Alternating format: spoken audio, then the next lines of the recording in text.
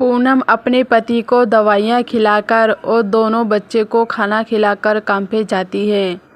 बेचारी थकी हारी पूनम दूसरों के घर काम करने जाती थी। आज पूनम को घर का काम निपटाने में देर हो जाती है। पूनम की मालकिन पूनम पे बहुत गुस्सा करती हैं। पूनम, तुम जल्दी क्यों नहीं आती? तुम हर रोज़ लेट कर देती हो। जब भी सुनते हैं तो घर का काम निपटाने में तुम्हें टाइम ही लग जाता है। हम तुम्हें पैसे दे रहे हैं, ऐसे फ्री में थोड़ी काम करा रहे हैं। आज तुम्हारे काम का महीना पूरा हो जाएगा, कल से तुम यहाँ मत आना। नहीं मालकिन, मैं फिर कहाँ जाऊँगी? तुम्हारे ही घर से मेरा घर का खर्चा चलता है। दूसरी जगह काम मिलने में बहुत टाइम लगेगा। नहीं पूनम, तुम कल से मत आना, मैंने दूसरी काम वाली रख ली है। बेचारी पूनम पे घर का खर्चा होता है और दूसरों के घर काम करके अपने पति की दवाइयाँ करती है। पूनम के पति बीमार थे, इसलिए वो कुछ काम नहीं कर पाते थे। पूनम उदास मन से अपने घर जाती है, तभी उसके दोनों बच्चे आ जाते हैं। माँ, बाहर चलो ना, देखो ना, कुछ है तुम्हारे लिए। क्या बच्चों, मैं थकी हारी आई हूँ, मुझे कुछ आराम करने दो, फिर बाद में चली जाऊँगी। माँ, बस थोड़ी देर के लिए आंगन में चलो ना। जैसे ही पूनम अपने बच्चों के साथ बाहर आंगन में आती है तो देखती है वहाँ पे करेले की बेल लगी थी और उस करेले की बेल पे बहुत ज़्यादा करेले आ रहे थे। अरे वाह बच्चों, इतने बहुत सारे करेले, आखिर तुम्हारी मेहनत रंग ले आई। तुम इस बेल को कितने दिनों से पाल रहे थे। अब माँ, जल्दी से करेले तोड़ के हमें पकोड़े बना दो। माँ, मेरा दोस्त बिक्की है ना, उसकी मम्मी करेले के पकोड़े बना के खिलाती हैं। हाँ, पर बच्चों, मुझसे करेले के पकोड़े थोड़ी नहीं आते हैं। पहले मेरी माँ यानी तुम्हारी नानी बना के खिलाती थी, बस उनको बनाते हुए देखा है, थोड़ी थोड़े मुझे मालूम है कैसे बनाती थी। चलो कोशिश करके देखती हूँ। पूनम अपने दोनों बच्चों के लिए करेले के पकोड़े बनाती है और सब लोगों को करेले के पकोड़े खिलाती हैं। अरे वाह पूनम, तुमने तो करेले के पकोड़े बहुत अच्छे बनाए हैं। मैंने तुम्हारी माँ के हाथ के करेले के पकोड़े खाए थे, बिल्कुल वैसे ही पकोड़े लग रहे हैं। हाँ माँ, बाबूजी सही बोल रहे हैं, करेले के पकोड़े बहुत टेस्टी लग रहे हैं। और ये करेले के पकोड़े कड़वे भी नहीं लग रहे, ऐसा नहीं लग रहा ये करेले के पकोड़े हैं।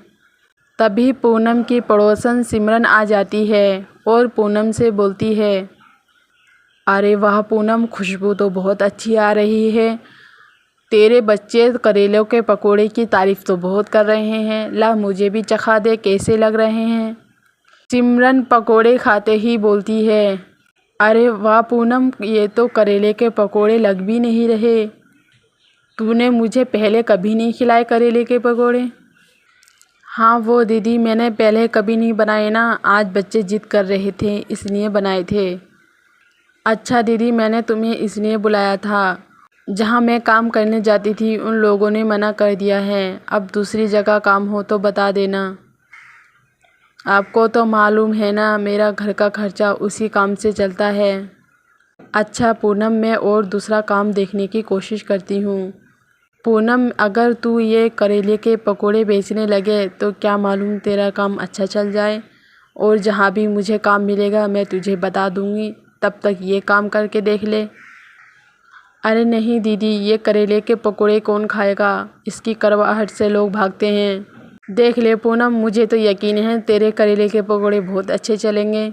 सिमरन वहाँ से चली जाती है। फिर अगले दिन पूनम सब में काम देखती है पर उसको काम नहीं मिलता। पूनम अब यही सोचती है क्यों ना मैं करेले के पकोड़े बना के बेचूं। सिमरन की बात पूनम के दिमाग में बैठ जाती है, फिर वो यही ठान लेती है करेले के पकोड़े बनाने की। पूनम सिमरन के घर जाती है और उसके यहाँ से कुछ पैसे उधार लेती है। करेले के पकोड़े बेचने लगती है। करेले के पकोड़े ले लो पकोड़े, गर्मा गर्म पकोड़े। ऐसे ही पूनम को पूरा दिन हो जाता है पर उसकी कोई बिक्री नहीं होती। जो पकोड़े बनाए थे वे घर में आके खा लेते हैं। अगले दिन फिर पूनम बेचने जाती है।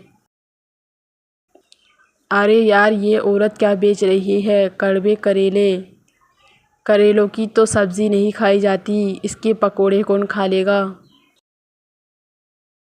सब लोग यही सोचकर पूनम के ठेले पे नहीं आते थे। एक बूढ़ी औरत आती है। मैं तो करेलों का रोज़ जूस पी रही हूँ, क्यों ना मैं पकोड़े खा कर देख लूँ। वे औरत करेलों के पकोड़े खाती है और उनको बहुत पसंद आते हैं। अरे वाह बेटी, ये करेले के पकोड़े तो बिल्कुल नहीं लग रहे, इसमें तो करवाहट भी नहीं है। उस बूढ़ी माँ की बात दो आदमी सुन लेते हैं। वे लोग भी पकोड़े खाने आ जाते हैं। चलो देखते हैं करेले के पकोड़े कैसे लगते हैं, खाने में क्या हर्ज है, 20 रुपए में तो हैं। वे दोनों भी पकोड़े खाते हैं और उनको भी मज़ा आ जाता है। वे दोनों नौजवान यूट्यूबर थे, उनके यूट्यूब पे कई सारे फॉलोअर्स थे। फिर वो लोग पूनम की वीडियो बना लेते हैं और यूट्यूब पर वीडियो डाल देते हैं। उनकी वीडियो देखकर कई सारे लोग करेले के पकोड़े खाने आ जाते हैं। अब पूनम के करेले के पकोड़े पूरे उसमें फेमस हो गए थे। पूनम की एक दिन में कई हज़ार की कमाई हो जाती है। पूनम अपने पति का सही जगह इलाज करती है और उसके पति भी ठीक हो जाते हैं और अपने दोनों छोटे छोटे बच्चों को स्कूल भेजने लगती है। पूनम अपने परिवार के साथ खुश रहने लगती है।